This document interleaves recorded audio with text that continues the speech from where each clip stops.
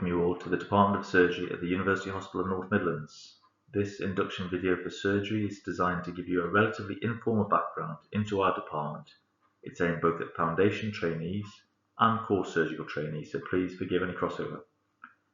My name is David Luke, I'm one of the colorectal consultants, and I'm also currently the surgical tutor for core surgical trainees here in Stoke. I will try to meet as many of you as possible in the next few weeks, and if I can be of any help, please let me know and I'll do everything I can to help. As you're aware, we've got two sites. We've got the Royal Stoke University Hospital here in glorious Stoke-on-Trent, where you will spend your time if you're a foundation trainee in surgery, and we've got County Hospital in Stafford, where you may spend some time with your other foundation posts, and where you may be involved in some day case surgery if you're a core surgical trainee or a foundation year 2 trainee. This induction is going to concentrate on the Royal Stoke University Hospital site only. Those of you who are off to spend any time at County Hospital during your surgical rotation will be given information about County Hospital in due course. It's a much smaller site and is very straightforward, to be honest. I want to start with some geography. Royal Stoke University Hospital is located on Newcastle Road. It's just outside of Newcastle under Lyme, which forms part of the wider conurbation of Stoke-on-Trent. Stoke-on-Trent is not the prettiest city in the UK, as you'll probably be aware. However, it is nestled in beautiful countryside, and for those of you who do not have local knowledge, it's well worth exploring it in your time off. There's some great National Trust properties both in Stoke and in Stafford.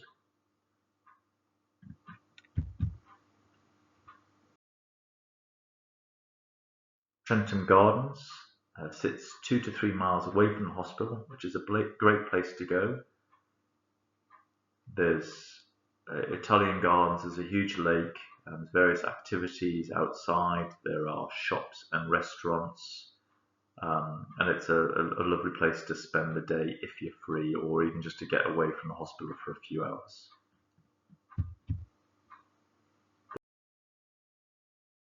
There is a shopping village with loads of little chalets and shops. It's great for shopping, it's great at Christmas for Christmas shopping. And like I said, there's various restaurants and lots of outdoor activities. They get bands playing in the gardens, doing sort of outdoor concerts and so on and so forth, so it's really worth visiting.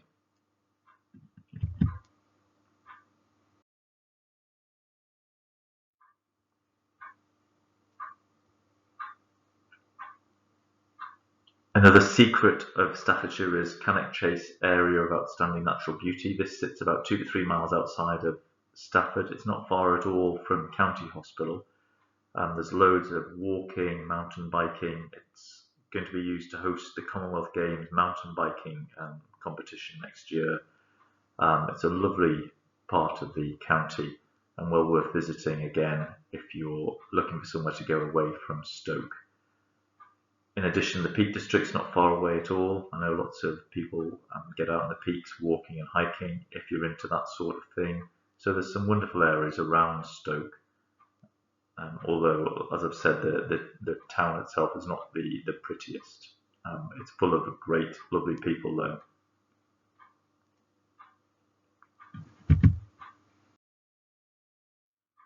In terms of hospital geography, this is the plan of the Royal Stoke University Hospital site. It's a relatively large trust. We pretty much have every specialty here in one location, which does make it a great place to train. And with this size, it comes a relatively busy hospital. And that's certainly true of the surgical department. But again, this offers the advantage of a huge variety and huge volume of training opportunity and experience. There are certain parts of the hospital which are more relevant when you're doing a surgical job, and I just want to run through these in the next few slides.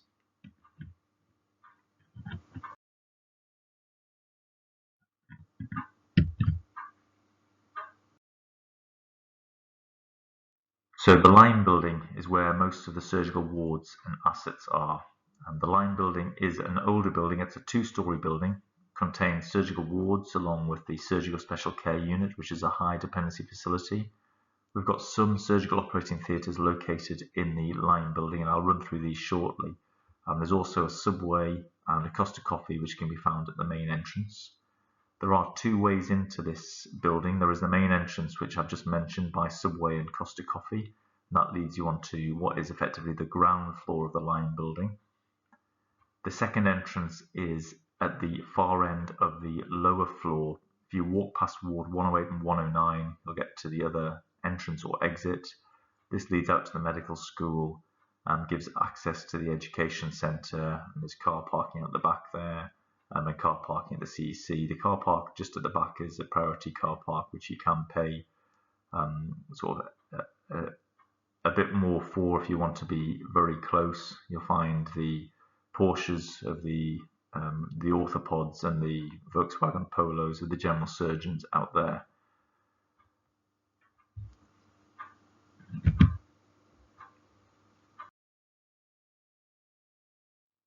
The main building is the newer part of the hospital and houses our main theatres on the lower ground level, along with the intensive care unit. Then upstairs we've got the outpatients, there's main x-ray, endoscopy, and then there's a canteen and various other shops, Deverett Smith's with the Marks and Spencer part of it, another Costa, and various other bits and bobs.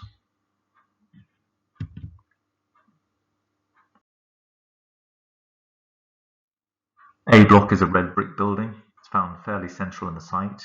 If you leave the main door of the Lion building by Subway and Costa Coffee and then go straight ahead and then bear off to the right, you'll find A block. This houses the consultant offices and also the management offices for the directorate, and also the offices of all the secretaries of the different firms and consultants.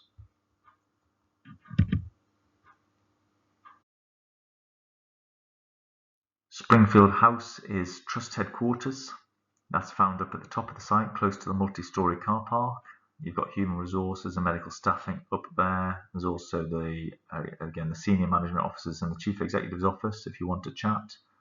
Chief executive is actually extremely friendly and very down to earth. You'll sometimes bump into her in the corridor.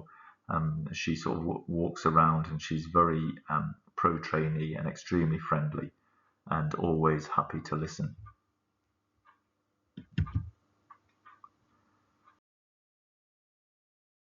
Multi-storey car park is up at the top of the site.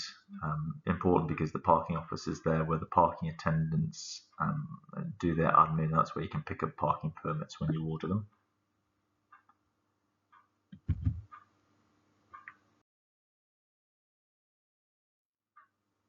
You've probably all found the Clinical Education Centre. Some of you may well be sitting in it at this minute. So there is an excellent library here and great studying facilities. There are courses that run in the educational rooms over in the CEC. When we do face-to-face morbidity and mortality meetings, this is also done in the CEC.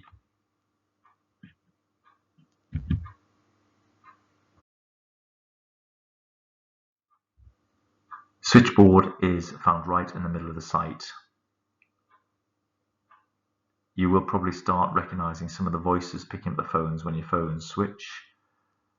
There's not as many of them working here as you'd expect, so please be patient and be nice to them. Sometimes it takes them a little while to answer the calls. It's just because they are snowed under. They can be extremely helpful and point you in the right direction if you're looking for something or someone in particular. And I think they do appreciate it when you're polite on the phone. So just remember, they're not machines, and be a little bit patient if they're slow to answer.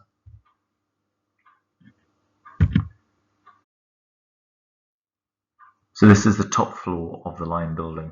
So this is what I would refer to as the ground floor, because it's at ground level when you walk in the main entrance by Subway. So you can see Costa and Subway at the bottom left. So I consider this the main entrance. As you walk past Subway and Costa, you have the central treatment suite, which is on the right. There are some clinics in here for the plastic surgery team, for the gynecologists, and some minor procedures done here. General surgery don't really do anything in the central treatment suite. As you continue to walk forwards, you come to Lyme X-ray. This is the first department on the main corridor. We've got ultrasound facilities in here, which we use regularly through SAU, and there's also the interventional radiology suite, which is based at the back of Lyme X-ray. So we've got a state-of-the-art department with 2 interventional rooms. It's a great facility, very interesting if you're interested in radiology. They are a very proactive, friendly and helpful group, and they offer us a great service in terms of our emergency and sometimes our elective patients. They do prefer to be contacted by a registrar or consultant, as often they need to discuss treatment options when referrals are made to them. So please don't be offended if you are a foundation doctor and your referral is not welcome. It should be done by one of the seniors. As you walk from Lyme X-ray along the corridor, you've got ward 100 and 101 on the left. This is an admissions ward where all the elective patients come prior to surgery. So it's generally run by the nursing staff on the admissions ward, and the consultants or registrars who are doing the operations go and consent patients. Opposite this, on the other side of the corridor, is our surgical special care unit. This is a high dependency facility, so this is offering level 2 care. Great resource. Patients who are sick post-operatively from elective surgery, or patients who are sick with emergency problems, can be looked after here. They can manage arterial lines, central venous catheters, they can give some inotropes, and they can use some non-invasive ventilation strategies. Very senior nursing staff. There is a blood gas machine here. Occasionally patients who go off on the ward will need to be escalated to SSCU. You should receive support from your seniors and from the advanced nurse practitioners if this is the case. But again, SSCU is a great facility and they are very helpful if you need them. Behind SSCU is Pod 6. This is a satellite pod of the intensive care unit who offer level 2 and level 3 care. This is run by the intensivists, it's the intensive care team, which are a collection of anaesthetists, and there are some medical intensivists. Further on the corridor, we've got ward 102, 103 on the left. This is the emergency surgical wards. Patients who come through SAU who are going to need admission for 2 to 3 days tend to end up in the emergency surgery wards. On the opposite side of the corridor to this are theatres 6 to 10. These are a suite of 5 theatres, generally used by specialised surgery. And we'll go into that in a little bit more detail shortly. Further along the corridor on the same side, we've got theatres 1 to 5, which is another suite of 5 theatres run by vascular, urology, gynecology. And again, we'll mention them shortly. And then between these two theatre areas is the anaesthetic department. And this is where the anaesthetic management hierarchy and secretarial support have officers, and where you can find anaesthetists if you need help for any specific reason. Across the corridor from theatres 1 to 5, we've got ward 104, 105. This is the surgical assessment unit. There are 2 sides. One is surgical assessment unit, which is a trolleyed or bedded area, and the opposite side is SACU, which is surgical ambulatory care unit, where sort of the walking wounded come and they sit down in the waiting area and are seen in clinic rooms and assessed to see if they need admission or not. So this is the emergency portal for general surgery, for urology, for vascular, for ENT, and so on and so forth. It's a busy unit, and this is where a lot of your time when you're covering emergency surgery will be spent. Further along past 104, 105 is 113. This is a medical ward, so not really of relevance to us.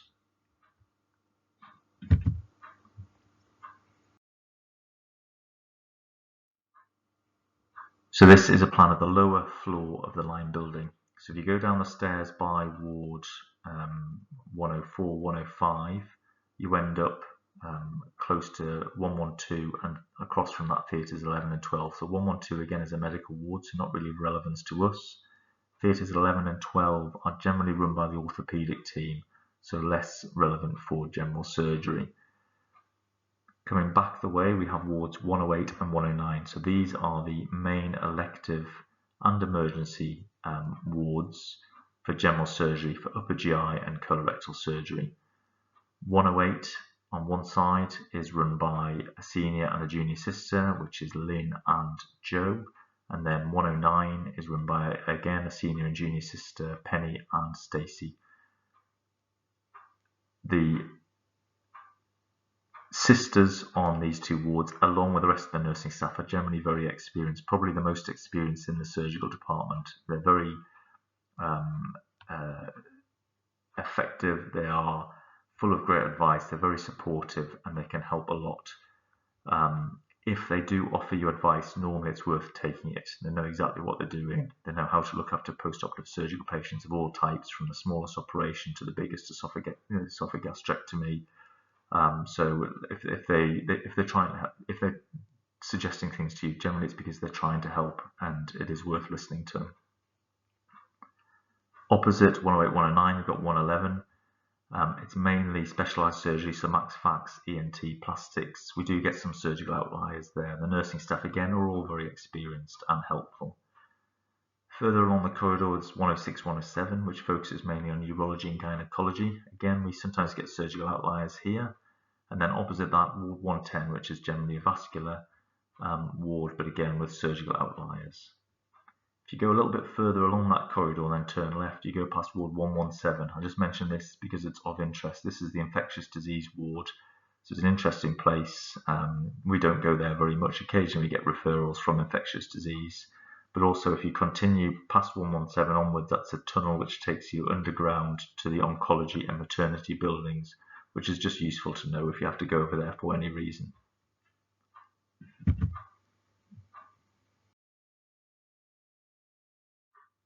So we're back upstairs now. The arrow at the top left of the slide points you towards the main building. So as I've said, this floor, which is the same level as Subway and Costa, I would say is the ground floor of the line building. Because the hospital is built on a slope, the ground floor of the line building is actually the equivalent of lower ground 2 of the main building. So if you follow that arrow along to the left, this takes you to lower ground 2 level of the main building.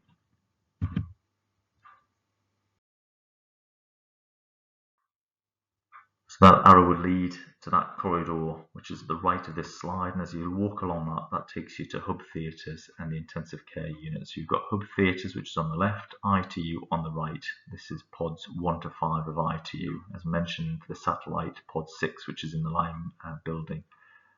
So hub theatres is the main operating theatre facility we have, where we do general surgery, orthopaedics, neurosurgery and cardiac, as well as occasionally some of the other specialties use hub theatre. Importantly also, the emergency theatres for both trauma and general surgery are within hub theatres, and this is where you'll need to come to book emergency cases if you're asked to do that by your team.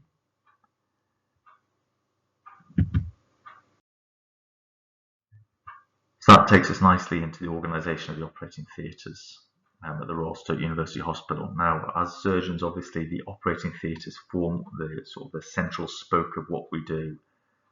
It's also important to understand the layout and the structure of the theatres, because there will always be people in theatres. So if you're struggling with a patient or can't find help and you need help from a surgical perspective, you will find someone in the operating theatres who will be able to help, or will be able to get hold of someone to help you.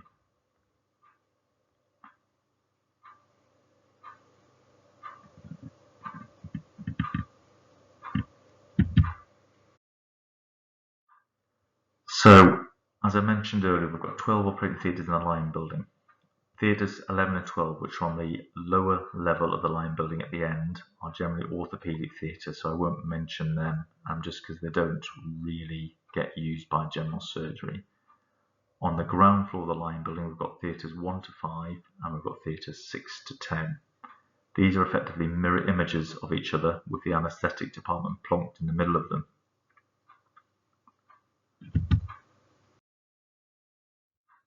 So, as you're walking into the entrance of theatre 1 to 5, so you're coming from the bottom of the slide upwards, first of all there is a front desk where a member of the theatre team will generally be sitting. They can help you with lots of things or point you in the right direction if you're needing to find someone specifically. If you walk around the front desk, you end up in the theatre corridor, which takes you past the 5 operating theatres. Now, you are allowed into this corridor in normal clothes, but you can't enter any of the operating theatres in your normal clothes. It is preferable to be in scrubs if you're in theatres, but like I say, if you're just nipping in to speak to somebody, you are allowed into this area in normal clothes. There's a small room on the left which you can see and which says surgeons, which is where there's a couple of computers. You can find surgeons sitting doing op notes or admin or generally sort of talking up their last operation. Theatres 1 to 5 are run by the teams mentioned at the top left of the slide. So vascular, urology, gynecology, breast. General surgery doesn't go there much anymore, although we were using it during the sort of the COVID period, but generally we're not in there anymore.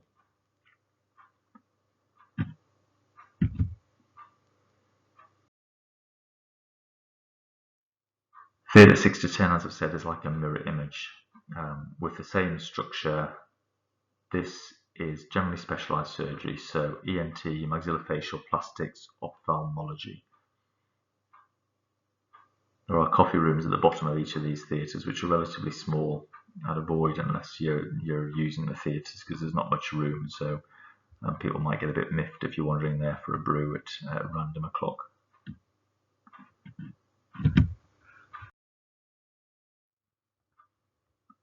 Hub Theatres, it's a larger, more modern complex. This sits on the lower ground, level 2 of the main building, which I described earlier.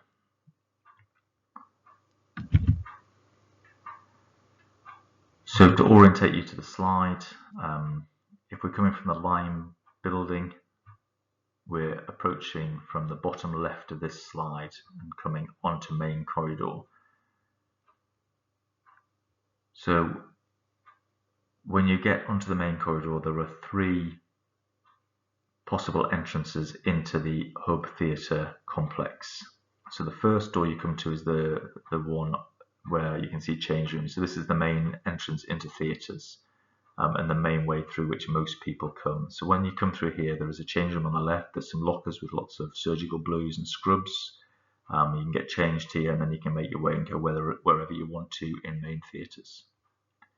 If you don't go in that entrance and go further on the main corridor, there is another set of double doors which takes you into the recovery room. That's badge operated with automatic doors.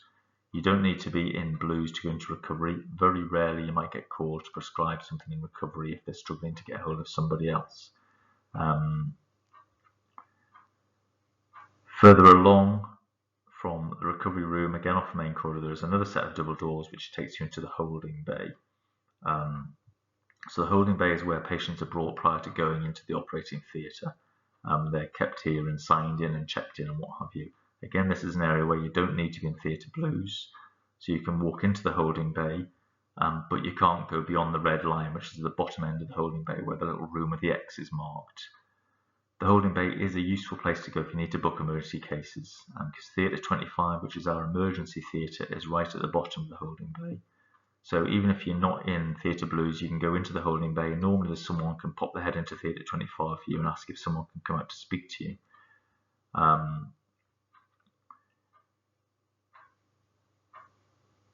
If you can't find anyone to go into Theatre 25, you need to speak to someone. There's a phone in the holding bay. Just phone Theatre 25 and just explain you're in normal clothes, but you need to book a case and you've been sent by Mr. X consultant or Miss X consultant, and then someone will know to come out and speak to you.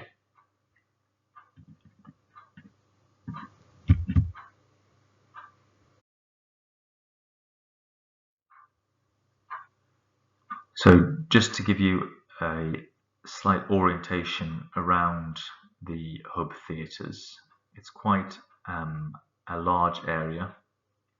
It's useful to know what's done in the different theatres. Effectively, theatres 20 through to 24 most of the time are orthopaedic theatres, a mixture of elective and emergency orthopaedics.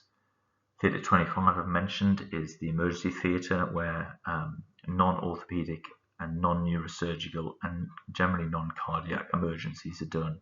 So things like general surgery, gynecology, vascular, ENT, urology are all done in the C-pod theatre, which is Theatre 25. Theatre 26 is an elective upper GI theatre and Theatre 27 is an elective colorectal theatre. 28 and 29 are used by a mixture of orthopedics and general surgery and a mixture of elective and emergency cases. 32 and 33 are cardiac, and generally 30 and 31 are neurosurgery. Huge big coffee room at the top left where there's tea and coffee available 24/7, lots of space in there, and there's a big widescreen TV as well.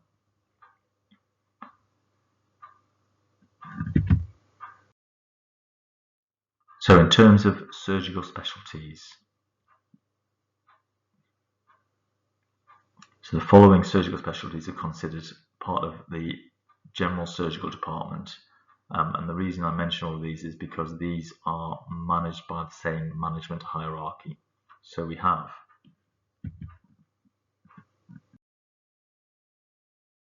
colorectal surgery,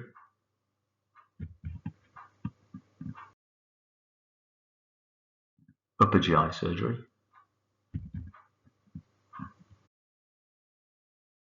vascular surgery,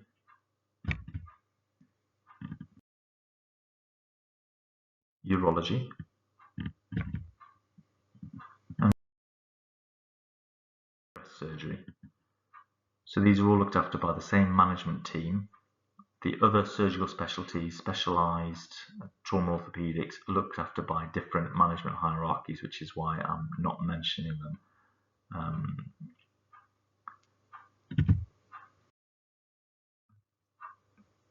It is probably valuable to understand the management hierarchy a little. So this is the team that we have. Suzanne Findler is the directorate manager. She's very approachable, very trainee friendly, and although very busy, she will strive to help you whenever possible. She does try to hold regular Teams meetings, which you can attend and highlight any problems or raise any issues or concerns. Generally, I would suggest that problems are escalated through the chain of command rather than directly to the directorate manager. However, if you're struggling or can't get an answer or feel like you're hitting a brick wall and you've got a specific issue, then any of the management team would be happy to speak to you, and you can contact them by their extension numbers or by email. The rota coordinator is another vital person, a vital link between yourselves and the management team. Claire is our current rota coordinator. I'm sure she will give you her contact details. She's extremely important in terms of coordinating the rota for not just yourselves, but for the registrars and for the consultants. And she may get in touch and organise swaps and things like that. So again, an important link between yourselves and the management team.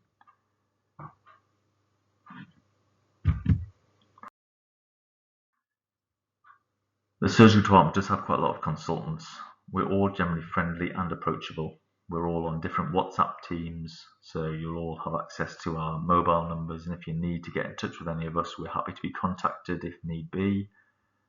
Because there's lots of us, it means we tend to spend less time individually with all of you, and this can mean that we don't always remember everyone's name. So please don't be offended if we struggle to remember everyone's names all of the time. It's just due to the volume and sometimes the infrequency that we work along with you. This is a list of all the colorectal consultants, of which I'm one. There are different subspecialties within each firm. In colorectal, there are a number of surgeons who do cancer surgery and some of us who don't.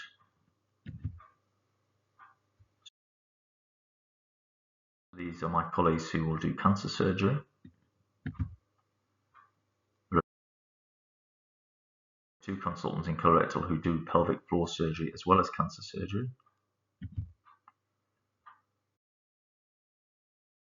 I run the inflammatory bowel disease service along with 2 or 3 of my colleagues. Generally, we do all work cohesively. We all get along. We will all help out. If you have problems with a specific patient and you can't get in touch with the consultant looking after that patient, one of the other consultants will help if necessary, and there's always a colorectal consultant on call who will help if there's a problem.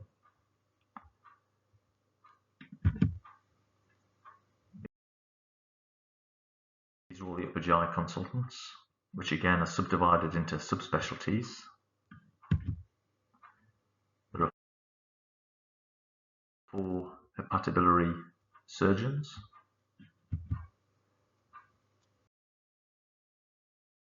There's 4 esophagastric surgeons who do the esophagectomies and the gastrectomies.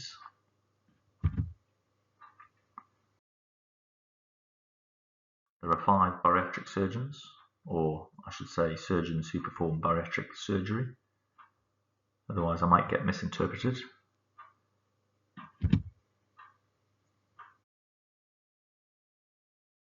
And again, all of the upper GI surgeons work cohesively together, and if there are problems with a patient and you can't find a consultant looking after them, go for the on-call upper GI surgeon who will help.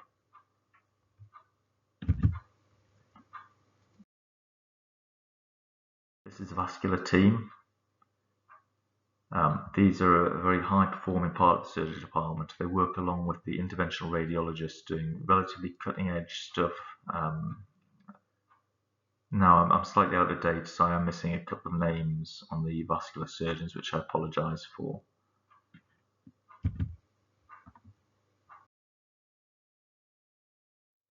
The urologists, again, might be slightly out of date. They do everything from benign urology to open and laparoscopic and robotic surgery on prostates, on bladders, on kidneys. So again, high performing team. And the breast surgery department is run by a collection of breast surgeons who all do oncoplastic surgery, and again provide a fabulous service and a huge asset to the surgical department.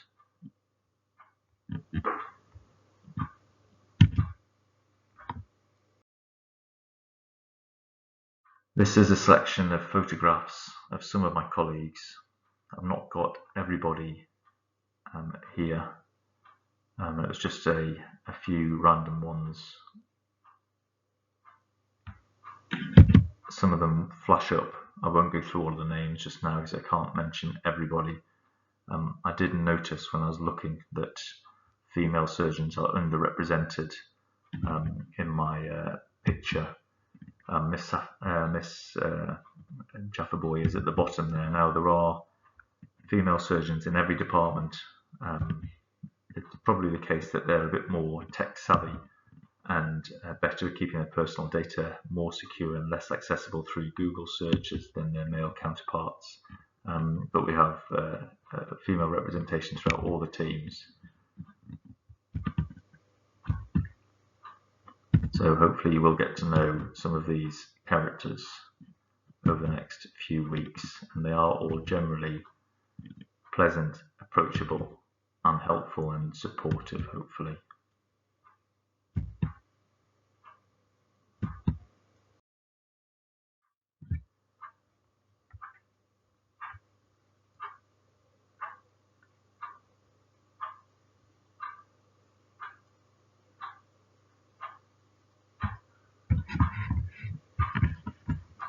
Now I need to explain the general surgical on-call system. This forms a decent amount of the work which you'll be involved in.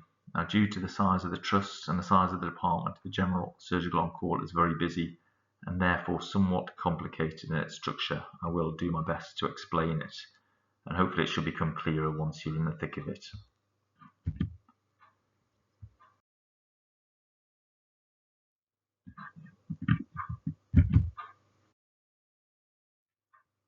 The on-call surgeon is known as the Surgeon of the Week, or the SOW.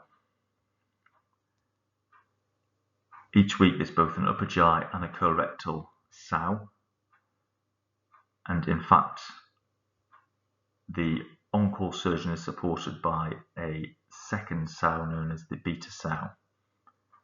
So the patients who are accepting patients who are actually taking new patients are known as the alpha SOW for that chosen specialty. And each specialty also has a beta SOW. They've finished their on-call and therefore they have residual emergency patients who they're looking after.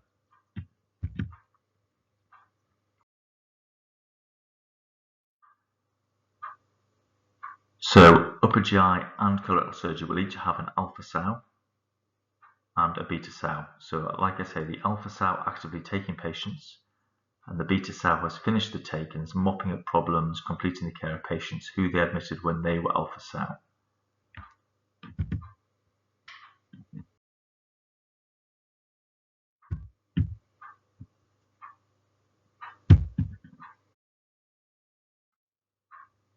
The on-call week is split into two.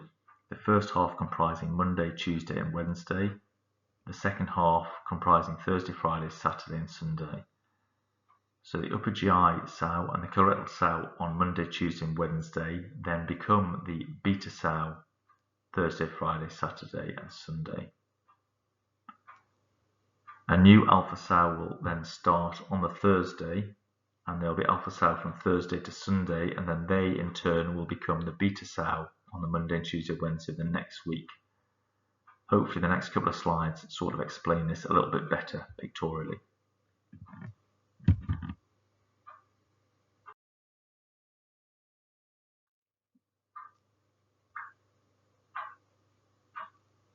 So alpha sow Monday, Tuesday, Wednesday then becomes beta sow Thursday, Friday, Saturday, Sunday, when a new alpha sow in yellow starts.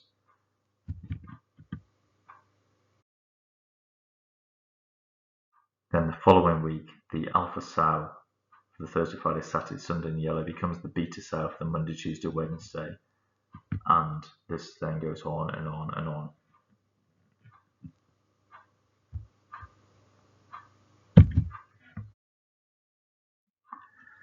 So with elective cases, emergency admissions for upper GI and colorectal, with alpha sows and beta sows, it makes quite a sort of a complex daily routine. So the next slides are to try to break this down as much as possible. So this slide is supposed to show the main bits of general surgery, which are covered by the consultants, the middle grades and the junior surgeons.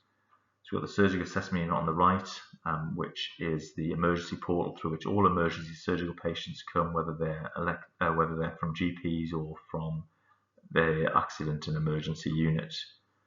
The wards at the top left are obviously the bed spaces where both emergency and elective patients are nursed, both preoperatively and postoperatively.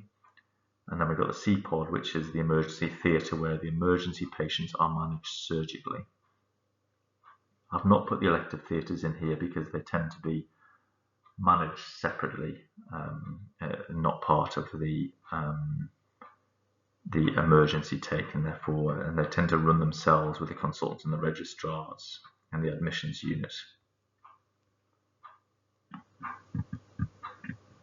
So the next slide will basically build up the picture of who's around on the different parts. I'll let it run its course and then I'll sort of explain.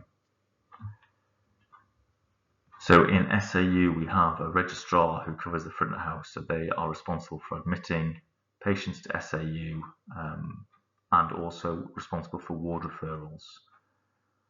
SAU is covered by 2 foundation year 1 trainees who are there from 8 till 8 and admit and do the initial assessment and management of emergency patients. There is a core surgical trainee who starts at 12 and is there until 10 o'clock, thereby offering a bit of cross cover. We have 1 or more advanced nurse practitioners who help admitting patients, cannulating, taking bloods, clerking, and offering general support. These are senior nurse practitioners and are hugely resourceful and very useful. The wards, there is elective ward rounds will be going on, which are a separate thing, but the surgeon of the week will each have a house officer of the week, which is a foundation year 1 doctor who will be allocated to that SAL for the week. And they will effectively go around the patients, help the surgeon of the week manage the patients, doing ward rounds morning and afternoon, catching up with the surgeon of the week at various points during the day, chasing results and so on and so forth. So each SAL has 1 HOW. The beta SALs will be doing their ward rounds with their normal junior team, so people who are not involved in the emergency service on that particular day. In CPOD, we will have a registrar and a core surgical trainee. They will always be around, and again, they're a good point of call if you are struggling with a patient on the ward and you can't find anyone else to help, because they will always be in hub theatres and should always be available unless they're operating.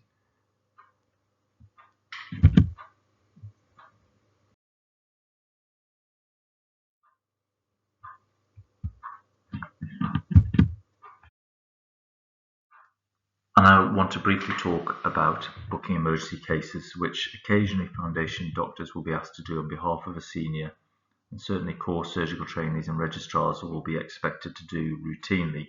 So it's critical this is done honestly and correctly, and it has to be done in person in Theatre 25 for reasons that I don't want to go into just now. Theatre 25 is in hub theatres, as I've explained earlier, and if you're in theatre clothing you can go directly into Theatre 25. If you're in your normal clothes, then you can go into the holding bay and normally get a hold of somebody from Theatre 25 to give the form to.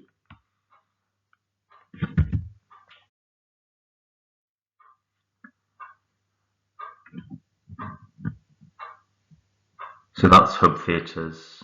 If you go in either the main door, if you're changed in blues, or into the third door along, which takes you into the holding bay to get access to Theatre 25 if you do need to book a case.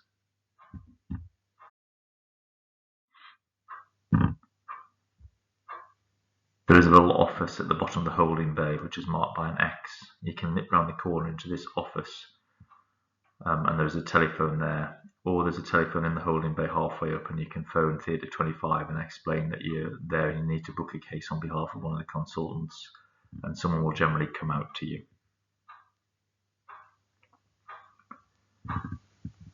Now, if you can't get hold of anybody, you can try bleeping or phoning the CPOD registrar or core surgical trainee if you know who they are, and if they're around they'll come and help or take the form from you and book it for you. If you can't get hold of anybody, you've got to hand the form over in person, so in which case you just have to go and get into Theatre Scrubs and go into Theatre 25 to book the case. It's got to be given to the theatre coordinator, and it's also got to be shown to the anaesthetist so that everyone's aware that the case has been booked, otherwise it can just sit there and go unnoticed for hours and hours. Now, if you go to Theatre 25, everyone's friendly. If you go in and are polite and introduce yourself and explain that you're there and to book a case on behalf of whichever consultant, and they'll generally help you, and someone will point you towards the coordinator, who will be the senior nurse in the theatre, and you can tell them the details. Now, if you do go into Theatre 25 and all hell has broken loose and there's a ruptured aneurysm on the table or something like that, it might be worth just leaving and coming back a little bit later when it's a bit calmer.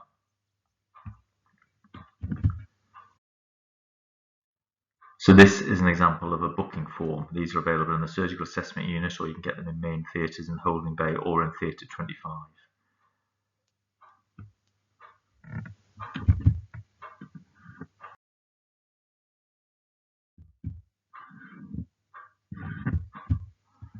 So you put on the patient's details.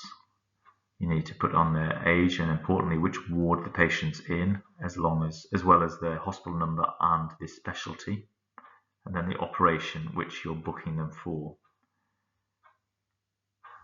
The importance of the clinical priority can't be stressed enough. This is vital in terms of getting that patient operated on at the appropriate time.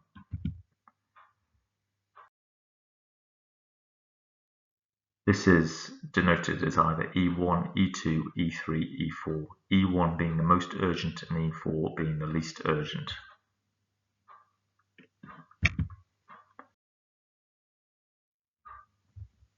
These four boxes effectively equate to E1 at the top, E2 second, E3 the third, and E4 the fourth. E1 cases are patients who won't wait, who need to come to theatre immediately. So these are things such as ruptured aneurysms. They also include things like torsion of the testicle in young lads. So they are life or limb or organ-saving operations, and they need to go, and they effectively get put into the next available theatre. E2 cases are slightly less urgent, but still time critical. Things like perforations, less urgent bleeding, who need to go to theatre quickly, but within, they can wait for sort of a few hours. E3 cases are patients who need early surgery, so these will wait 12 hours. Things like appendicitis, fractures in orthopedics, which are not have no neurovascular deficiency, hernias, adhesional small bowel obstruction to a degree. And then E4 patients are those who will wait. These are effectively semi-elective. For example, patients who've come in with an incarcerated hernia which has been reduced, but you want to operate on them before they go home so that it doesn't recur. And these are booked as E4. They're low priority, but they are kept in the hospital and they're operated on, but often they get bumped from day to day until the operating theatre is relatively quiet.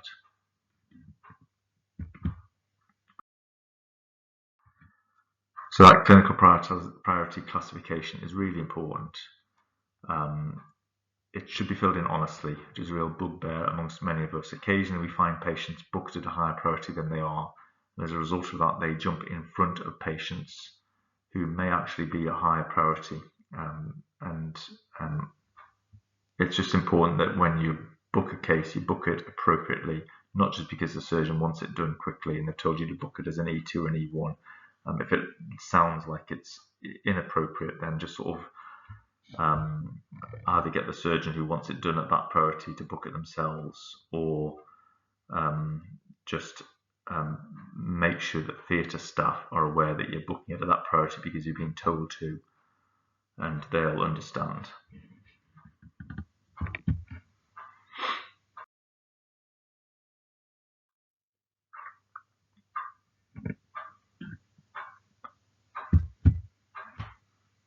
The lower part of the form are again important bits of information. You have to put who's booking it, so your own name, who the consultant is, and who is expected to do the operation. It's generally the CPOD registrar. There is a CPOD consultant who will support the CPOD registrar.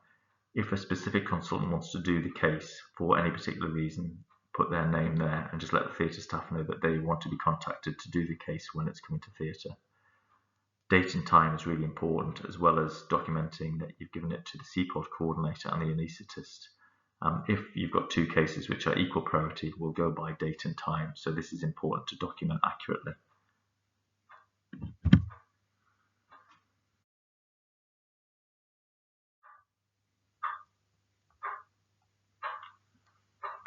So this is the last slide.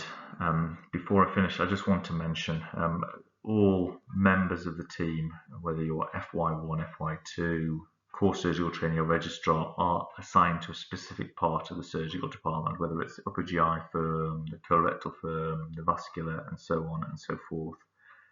Now, occasionally there are discrepancies in terms of the number of staff members with each firm, and you may be asked to support a different part of the surgical department than you're assigned to routinely. This is only done if it's absolutely necessary and is mainly a patient safety issue. For example, if colorectal have no foundation doctors and upper GI have 3 or 4, then one of the upper GI foundation doctors or 2 of the upper GI foundation doctors may be asked to cover colorectal on that particular day. We expect that you will take this on board. It shouldn't be a common thing. But occasionally it has to be done. Like I say, when it's done, it's in the interest of patient safety. Claire or one of the management team may ask you, and if that is the case, then please do as they ask. It will only be a temporary thing just to make sure that the firms are covered, and it will be muchly appreciated. If you are worried about something or you're worried about a patient, then just find us and ask for help. Theatres are a welcoming environment. Put on your blues, come in, introduce yourself. If you're coming into a theatre and you don't know anybody, explain why you're there. If you're wanting to observe or take part in some of the operations, then you're really welcome, and we all like to teach. If you're worried about a patient on the ward, you can't find anyone to help, come to theatres and find the registrar or a consultant who you recognise and just explain, and we will find someone to help. And if you're struggling to get the CPOD guys to help, then just say that I or one of my colleagues sent you, and they will help. Now you should be given an induction booklet which has been written by some of your predecessors. Hopefully this explains everything in a bit more detail, and it might be easier to understand than my waffling on.